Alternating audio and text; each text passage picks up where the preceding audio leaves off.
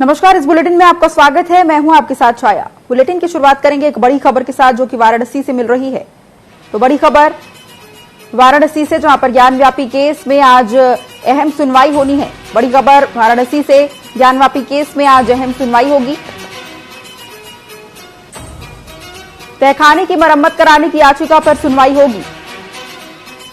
बड़ी खबर आपको बता रहे हैं, तहखाने की मरम्मत करवाने को लेकर सुनवाई होगी। मंदिर न्यास कमेटी ने मरम्मत कराने की याचिका डाली है।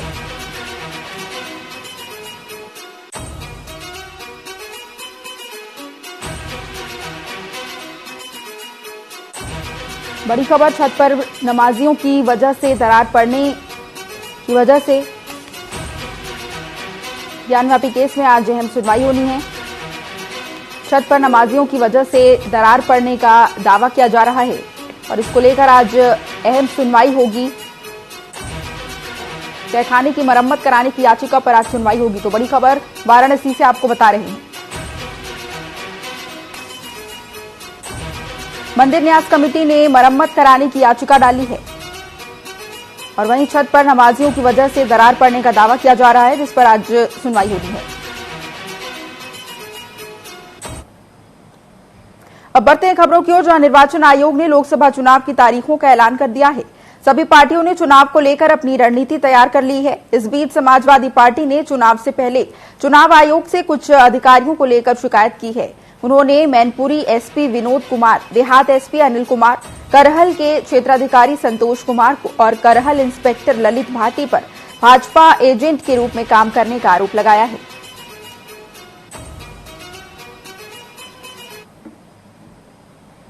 जौनपुर समाजवादी पार्टी के पूर्व ब्लॉक अध्यक्ष पर दबंगों ने चाकू से हमला कर गंभीर रूप से घायल कर दिया है। उन्हें जिला अस्पताल लाया गया, जहां उनकी गंभीर हालत को देखते हुए वाराणसी ट्रॉमा सेंटर रेफर किया गया। पुलिस ने चार लोगों के खिलाफ मामला दर्ज कर आगे की कार्रवाई में जुट गई है। वहीं ग्राम प्रधान ने इसे चुनावी रंजिश बताया है। उन्होंने कहा है कि हाल ही में पीड़ित के पड़ोसी ने राजेंद्र सिंह की पिटाई कर दी थी, जिसकी सूचना जलालपुर थाने में दी गई थी, लेकिन थाना प्रभारी ने कोई कार्रवाई नहीं की और दबंगों को छोड़ दिया। यह बात दबंग पड़ोसी को नागवार गुजरी और उसने घात लगाकर हमला बोल दिया। रात को बाजार गए पूर्व ब्लॉक अध्यक्ष पर 4 लोगों ने मिलकर 2 दर्जनों से अधिक बार चाकू से वार करके उन्हें घायल कर दिया है।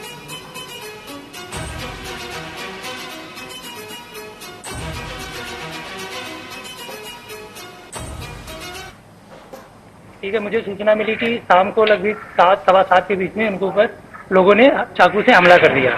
मैं भी घटना स्थल पे पहुंचा, फिर इनसे जो है कि बातचीत हुई कि किसने ऐसा सब कुछ किया। तो बोले कि पुराने लोग अभी जो 20 दिन पहले हमारे साथ मारपीट किए थे। पिछली बार तो 4 लोग थे, 5 लोग थे, लेकिन अब की बार उसमें 2-4 लोग और जुड़ गए थे, जिन्होंने रेकी करके फिर इनको जो है कि आज इनके ऊपर हमला किए हैं और कम से कम 25 चाकू मारे हैं। राजेंद्र सिंह को अभियुक्त घनश्याम सिंह पुत्र स्वर्गीय नंदलाल सिंह के द्वारा चाकू मारकर घायल कर दिया गया है।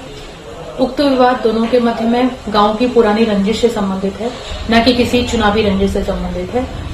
घायल व्यक्ति श्री राजेंद्र सिंह को वाराणसी के ट्रॉमा सेंटर में भर्ती कराया गया है। 4 अभियुक्त गणों के खिलाफ में संगीन धाराओं में मुकदमा दर्ज करके विधिक कार्रवाई की जा रही है। उत्तर प्रदेश के महोबा में एक सरकारी स्कूल में मिड डे मील के लिए रखा अनाज समेत नल की टूटियां चुराकर अज्ञात चोर फरार हो गए। शिक्षा के मंदिर में चोरी होने से ग्रामीणों में काफी आक्रोश है। घटना की जानकारी मिलते ही पुलिस मौके पर पहुंची, जहां जांच जारी है। प्रधानाचार्य बताती हैं कि देर रात अज्ञात चोरों ने विद्यालय के 2 ताले तोड़कर न सिर्फ दरवाजे को क्षतिग्रस्त किया, बल्कि अंदर रखे 11 कुंतल 50 किलो गेहूं चोरी कर लिया है और इतना ही नहीं, स्कूल के फर्श को भी क्षतिग्रस्त कर दिया है। उन्होंने बताया कि अज्ञात चोरों ने पहले भी चोरी की है और जिसमें हैंडपंप में लगे सामान को चुरा लिया था, लेकिन इस बार चोरों ने बच्चों के खाने का सामान चुरा लिया।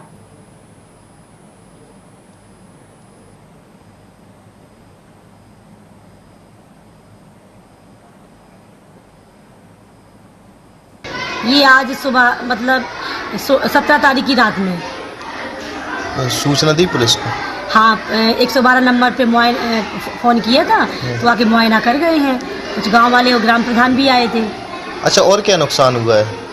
और बच्चों के हैंड वॉश की टोंटियाँ सब चुरा के ले गए हैं, टाइल्स वगैरह तोड़ गए हैं, खेल कूद का सामान ले गए हैं। यहाँ पे सर चोरी हो गई है खाद्यान्न की, जो कि लगभग 131 बच्चे जो नामांकित हैं, 231 बच्चे जो नामांकित हैं, इन्हीं का खाद्यान्न आया था 3 महीने का, तो 11 क्विंटल 50 किलो 17 तारीख की रात में यहाँ से चोर चुरा ले गए। ताला तोड़े, दो ताला तोड़ दिए, एक गेट तोड़ दिया है। वादी हैं श्री विनोद प्रताप सिंह, जो कि संतकबीर नगर के रहने वाले हैं। इन्होंने एक एप्लीकेशन दिया था और कई प्रकार के उन्होंने उसमें आरोप लगाए थे। इस एप्लीकेशन की जांच एसटीएफ द्वारा की गई। उस जांच से ये पाया गया कि कुल 4 अभियुक्त हैं, जिनका नाम है मुकुल मिश्रा, कनिष्ठ लिपिक कार्यालय बीएसए, देवेंद्र कुमार पांडे, जिला बेसिक शिक्षा अधिकारी, शिव सागर चौबे, लिपिक पटल सहायक कार्यालय, जिला बेसिक शिक्षा अधिकारी, और कुंवर विक्रम पांडे, खंड शिक्षा अधिकारी। इन चारों के ऊपर ये आरोप लगाए गए। महोबा जिले के कोतवाली क्षेत्र के बरात पहाड़ी गांव में लंबे समय से संचालित असलहा फैक्ट्री का भंडाफोड़ करते हुए पुलिस ने 2 आरोपियों को गिरफ्तार किया है। मौके से भारी मात्रा में बने और अधबने तमंचे और शस्त्र बनाने के उपकरण बरामद किए गए हैं।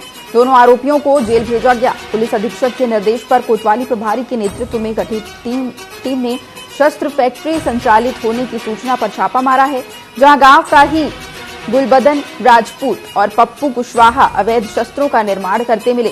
पुलिस ने दोनों को मौके से गिरफ्तार कर लिया। मौके से 5 देसी तमंचा, एक 315 बोर, 2 देसी तमंचा, 12 बोर, 4 अधबने तमंचे, 3 कारतूस, 1 अधबनी बंदूक और भारी मात्रा में हथियार बनाने के उपकरण बरामद हुए हैं।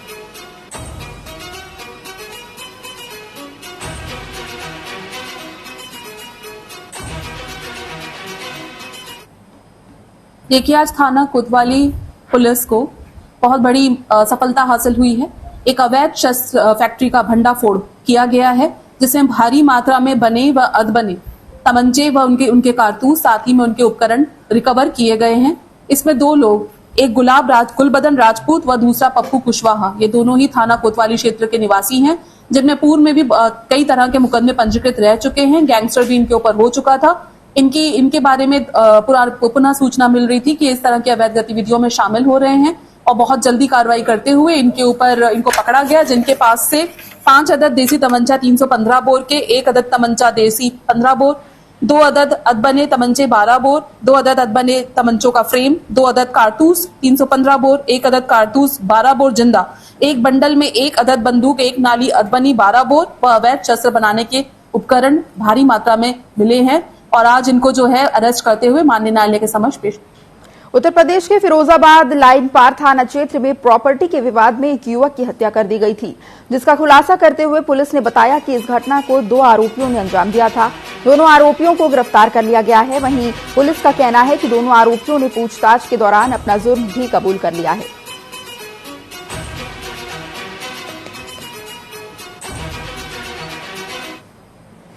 हत्या का मुकदमा पंजीकृत किया गया था, जिसमें तो सीसीटीवी फुटेज के आधार पर यह पाया कि इसमें एक महेंद्र है, जो इनका दूर का रिश्तेदार है, साथ ही साथ उसका एक दोस्त है राजा। इन लोगों ने एक पूर्व का मुकदमा था, उसमें समझौते के बहाने उसको बुलवाया, फिर अपनी चरपहिया स्कॉर्पियो छोड़ करके उसकी बाइक से गए, और जो इसमें आरोपी थे सोमराज, उसके खेत के पास ले जा करके उसकी हत्या कर दी है, और उसके बाद वहां पे सोच छोड़ दिया, और इनके संपर्क करके बताया कि सोमराज वगैरह ने ही इसकी हत्या की होगी, और उनको नामजद करा दिया। इसके बाद जब इनको हिरासत में लिया गया महेंद्र को, जिनसे गहनता से पूछताछ की गई, तो इन्होंने पूरी कहानी बताया कि जो सोमराज है, उसकी बेटी, जिसका 304B का मुकदमा चल रहा है, जो मृतक पुष्पराज है, उसका बड़ा भाई अनिल, जो जेल में निरुद्ध है, मुकदमे में समझौते के बहाने से ले गए और उसकी हत्या कर दी। कन्नौज के छिबरामऊ फर्रुखाबाद काली नदी के पास तेज रफ्तार ट्रक ने कार को जोरदार टक्कर मार दी, जिससे कार सवार 3 लोगों की मौके पर ही मौत हो गई, लेकिन एक युवक को गंभीर हालत में अस्पताल में भर्ती कराया गया है। बताया जा रहा है कि सभी कार सवार फर्रुखाबाद से किसी कार्यक्रम में शामिल होकर कन्नौज वापस आ रहे थे। फिलहाल पुलिस मौके पर पहुंचकर शवों को पोस्टमार्टम के लिए भेजकर मामले की जांच में जुटी है।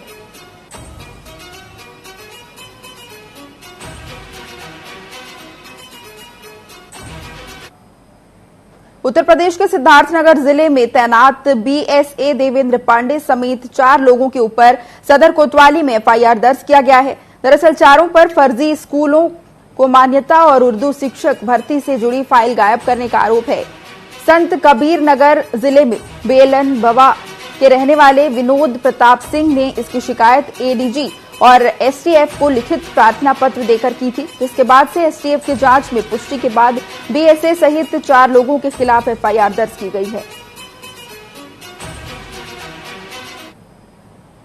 वादी हैं श्री विनोद प्रताप सिंह, जो कि संत कबीर नगर के रहने वाले हैं।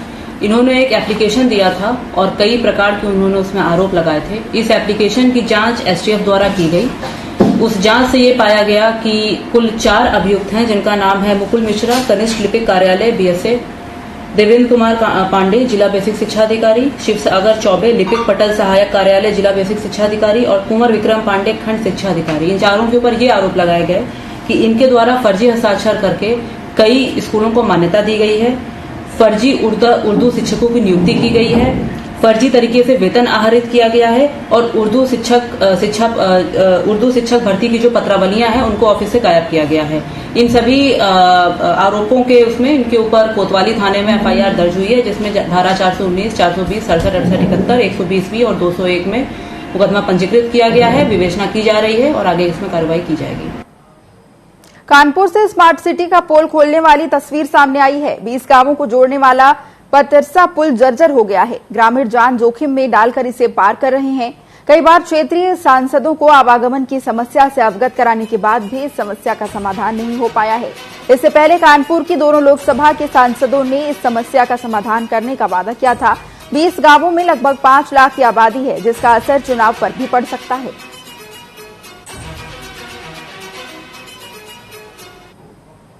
देश का महापर्व लोकसभा चुनाव का जो है बुगल फूंक गया है। आचार संहिता लागू होने के बावजूद अगर बात की जाए तो कहीं न कहीं कानपुर नगर और अकबरपुर लोकसभा सीट जो है, कानपुर को 2 लोकसभा सीटें आती हैं और इस पर पुल से जो है लगभग आसपास के जो कानपुर नगर के या अकबरपुर लोकसभा के जो लोग हैं, कम से कम 14 से 15 गांव जो हैं, यहाँ से 2 से 2.5 लाख आबादी जो है लगातार यहाँ से निकलती है। और उसके बाद अगर बात की जाए कहीं ना कहीं तो सरकार के जो अधिकारी हैं उनको कहीं ना कहीं पूरी तरह से भ्रष्टाचार आते नजर आ रहे हैं। क्योंकि अगर बात की जाए तो उत्तर प्रदेश सेतु निगम जो है लगभग कई बार जो है इस पुल को जो है लगातार जो पास कर चुका है, पर अपने कैमरे से महसूस कर दिखाया किस तरीके से ये पुल जो है पूरी तरीके से जर्जर पड़ा हुआ है। और यहाँ पे जो विकास कार्य की बात करी जाए तो तस्वीरें देख रहे हैं आप, साफ शब्दों में दिख रहा है। क्योंकि कहीं ना कहीं अगर बात की है तो सरकार जियो टैलेंट्स की बात कर रही है और लोगों को जो है खासा दिक्कतों का सामना करना पड़ रहा है। क्योंकि अगर बात की है तो कई बार इस पुल पर जो है घटनाएं हो चुकी हैं, उसके बावजूद भी जो कानपुर जिला प्रशासन जो है वो पूरी तरीके से चुप्पी साधे बैठा हुआ है। अब देखना यह है कि इस बार जो है कानपुर की जो पब्लिक है वो लोकसभा चुनाव में किस तरीके से अब की बार वोट की चोट देगी। क्या पर्सन हिमांशु, उपेंद्र साना, कानपुर। फिलहाल वक्त हो चला है एक छोटे से ब्रेक का, जल्द वापस लौटेंगे।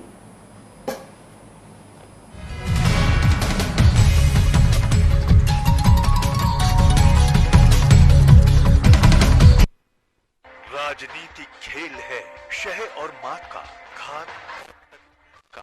राजनीति के खेल में कौन है राजा, कौन है प्यादा, कहां टूटी है संयम की मर्यादा, जनता में कौन लोकप्रिय है ज्यादा, बताएंगे सच पूरा कभी नहीं आधा, अपने दर्शकों से हमारा है ये वादा। टीवी 24।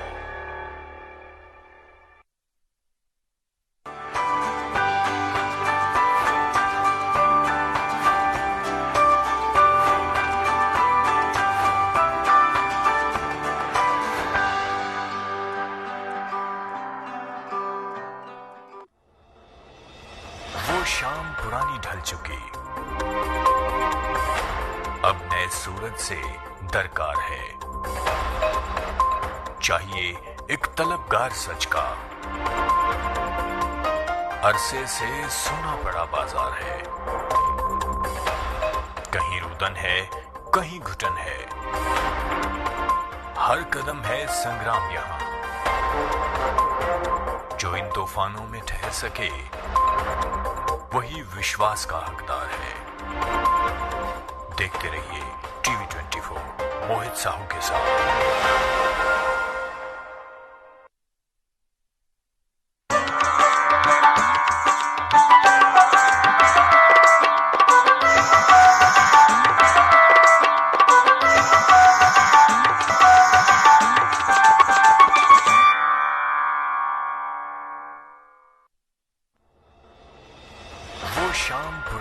चुकी। अब नए सूरज से दरकार है, चाहिए एक तलबगार सच का। अरसे से सुना पड़ा बाजार है,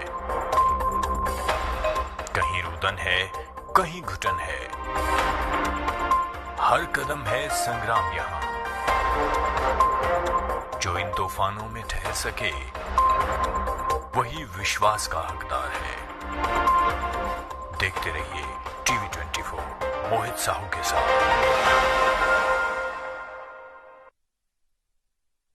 राजनीति खेल है शह और मात का, घात और प्रतिघात का।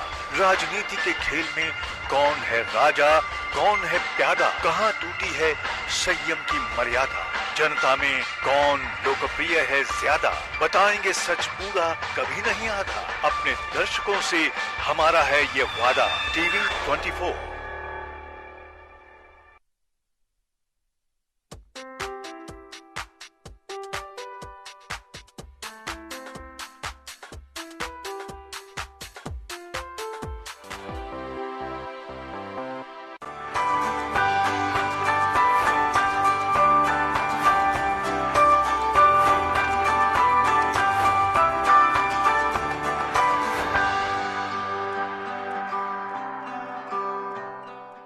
राजनीति खेल है शह और मात का, घात और प्रतिघात का।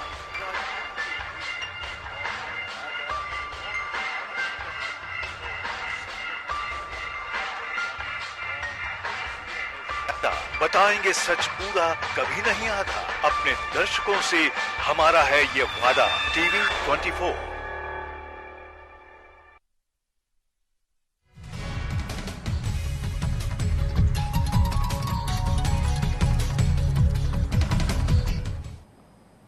ब्रेक के बाद आपका स्वागत है। बढ़ते हैं खबरों की ओर, जहां लखनऊ की गोसाईगंज पुलिस ने 24 घंटे के अंदर चोरी की एक बड़ी घटना का खुलासा किया है। साथ ही पुलिस ने इस मामले में 4 शातिर चोरों को भी गिरफ्तार किया है, जिनके कब्जे से चोरी की 5 देशी शराब की पेटी बरामद की गई है। साथ ही घटना में इस्तेमाल किए गए उपकरण भी बरामद किए गए हैं।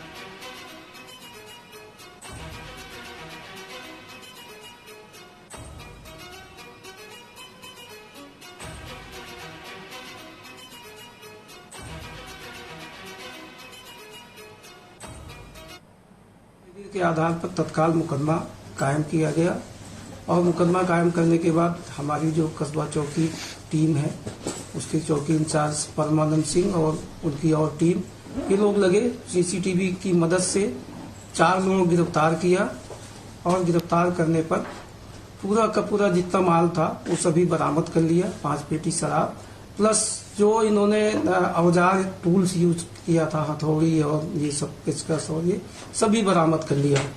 और ये 24 घंटे के अंतर्गत ये केस वर्कआउट हो गया। ये एक बहुत बड़ी सफलता की बात है। झांसी में प्रेमिका से मिलने आए युवक के साथ परिजनों ने मारपीट कर दी। दरअसल युवती ने प्रेमी को मिलने के लिए घर बुलाया था, लेकिन युवती के परिजनों ने प्रेमी को पकड़ लिया और उसके साथ मारपीट की। वहीं प्रेमी को बंधक बनाने का भी आरोप लगाया गया है। शोर सुनकर आसपास के लोग एकत्रित हो गए। उन्होंने इसकी सूचना पुलिस को दी। पुलिस मामले की जांच कर रही है।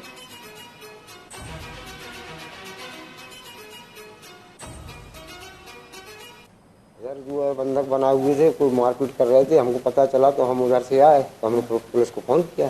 क्या पता चला? ये कोई बंधक बनाए हुए है। अब पता नहीं हमको क्यों बंधक बनाए, हमको तो पता नहीं क्यों बंधक बनाए। यहाँ पे आप कहाँ रहते? हम तो पहाड़ी बुजुर्ग, हमें तो गाँव में पता चला कौन से लड़का पड़ता है इधर जी। कुछ में आपने क्या देखा? हमने देखा मारपीट कर रहे थे लोग आपके बेटे के साथ जी। हमने पुलिस को सूचना दी, 112 नंबर लगाया हमने। कानपुर में समाजवादी पार्टी विधायक इरफान सोलंकी का मामला गरमाया हुआ है। महाराजगंज जेल में बंद समाजवादी पार्टी विधायक इरफान सोलंकी के खिलाफ आगजनी के मुकदमे में मंगलवार को इरफान को मध्य प्रदेश एमएलए कोर्ट में पेश किया गया। बता दें कि इरफान के खिलाफ नवंबर 2022 में जाजमऊ के एक खाली प्लॉट पर महिला की झोपड़ी में आगजनी का आरोप लगा था। इस मामले में इरफान के अलावा रिजवान और अन्य के खिलाफ रिपोर्ट दर्ज की गई थी। इरफान को कोर्ट लाया भी गया, लेकिन सजा का ऐलान नहीं हो पाया।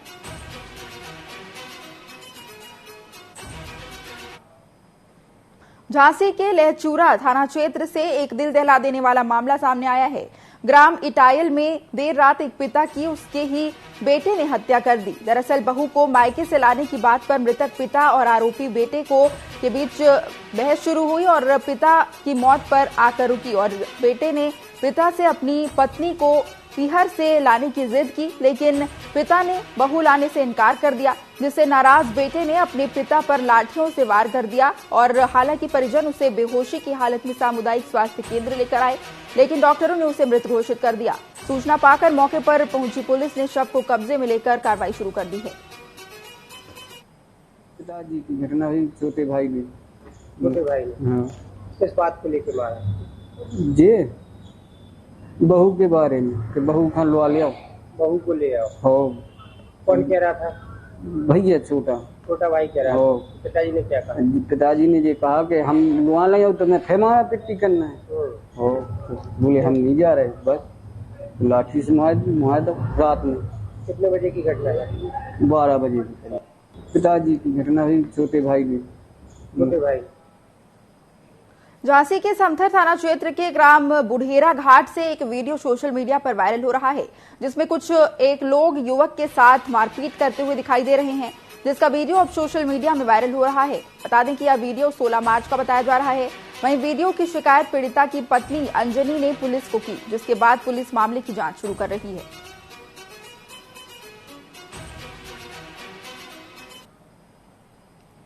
लोकसभा चुनाव और सीएए को लेकर लगातार बयानबाजी तेज होती जा रही है। इसी कड़ी में करणी सेना के जिलाध्यक्ष ने समाजवादी पार्टी पर कड़ा प्रहार लगाया है और वहीं भाजपा की तारीफ करते हुए कहा है कि लोकसभा चुनाव को लेकर प्रधानमंत्री ने कहा है कि इस बार 400 पार जो गलत नहीं होगी।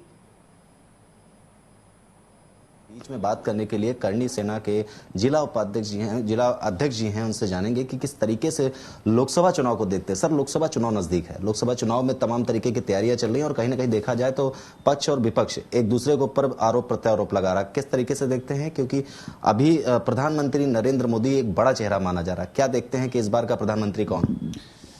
देखिए, ये बात बिल्कुल सत्य है कि लोकसभा चुनाव सर के ऊपर है और प्रधानमंत्री मोदी बहुत बड़ा चेहरा है। मैं आपको जनता की राय बताना चाहता हूं कि वास्तव में प्रधानमंत्री मोदी और मुख्यमंत्री योगी जनता के दिलों में बस चुके हैं और इस बार जिन्होंने नारा दिया है अब की बार 400 पार, तो 400 पार होने जा रहा है।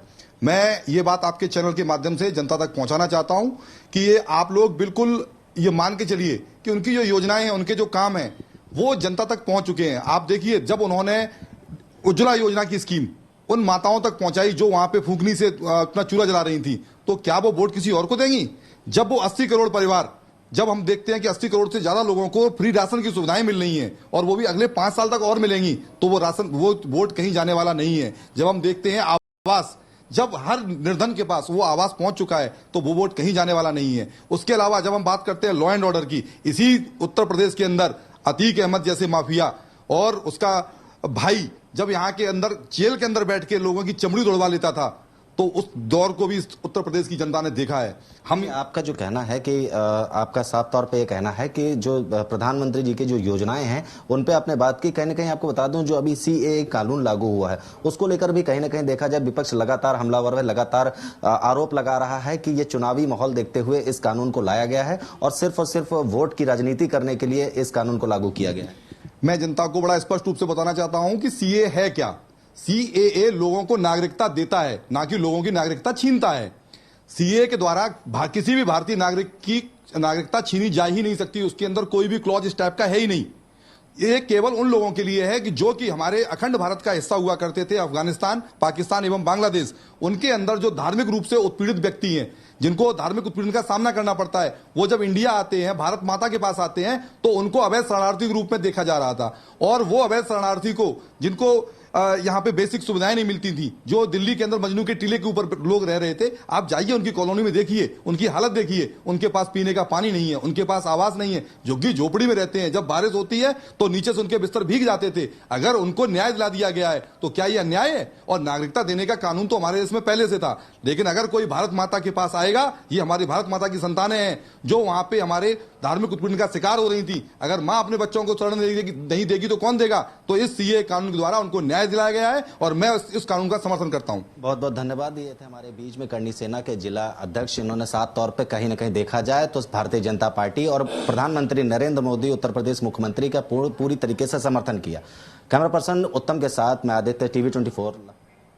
कानपुर पुलिस कमिश्नर कार्यालय में एक गांव की 50 से अधिक महिलाओं ने पहुंचकर एसीपी बिल्हौर पर गंभीर आरोप लगाए हैं।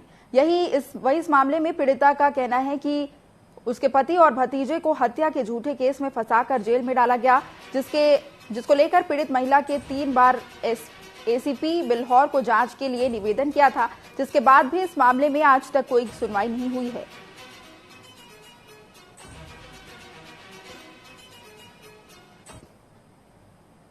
एक मुलजिम बिल्लौर से जेल भेजा गया एनडीपीएस सेक्शन में, तो उसके पूरे जांच की मांग कर रही हैं। उनका ये कहना है कि वो निरपराध है, तो इसमें हम लोग कंसिडर करेंगे और जो भी कार्रवाई होगी उसके लिए। बलरामपुर में लोकसभा चुनाव, होली और रमजान को देखते हुए पुलिस ने फ्लैग मार्च निकाला। इस दौरान पुलिस ने लोगों से आपसी भाईचारा और शासन प्रशासन का सहयोग करने की अपील की है। अति संवेदनशील और भीड़भाड़ वाले एरिया में जिलाधिकारी अरविंद सिंह और पुलिस अधीक्षक केशव कुमार ने अपनी टीम के साथ फ्लैग मार्च किया। कल से एमसीसी लागू है और इसको लागू कराने के लिए लगातार जो है 2 दिन से पुलिस और प्रशासन की जो संयुक्त टीम है वो स्ट्राइकिंग फोर्स के द्वारा हम लोग अनुपालन सुनिश्चित करवा रहे हैं। और साथ ही कॉन्फिडेंस बिल्डिंग मेजर के लिए जो हमारे यहाँ पे अभी एक कंपनी CISF आई है, वो लगातार अलग अलग थाना क्षेत्रों में रोज फ्लैग मार्च और एरिया डोमिनेशन का कार्यक्रम हम लोगों का चल रहा है। औरैया में एक पति ने मायके में रह रही पत्नी पर अपने 3 माह के बच्चे को यमुना नदी में फेंकने की पुलिस को सूचना दी है और इस मामले में संज्ञान लेते हुए पुलिस ने गोताखोरों की मदद से बच्चे को नदी में खोजने में जुट गई। इधर पत्नी का कहना है कि बीमारी के चलते बच्चों के मौत होने पर उसका अंतिम संस्कार किया जाना बता रही है। फिलहाल पुलिस मामले की जांच में जुटी है।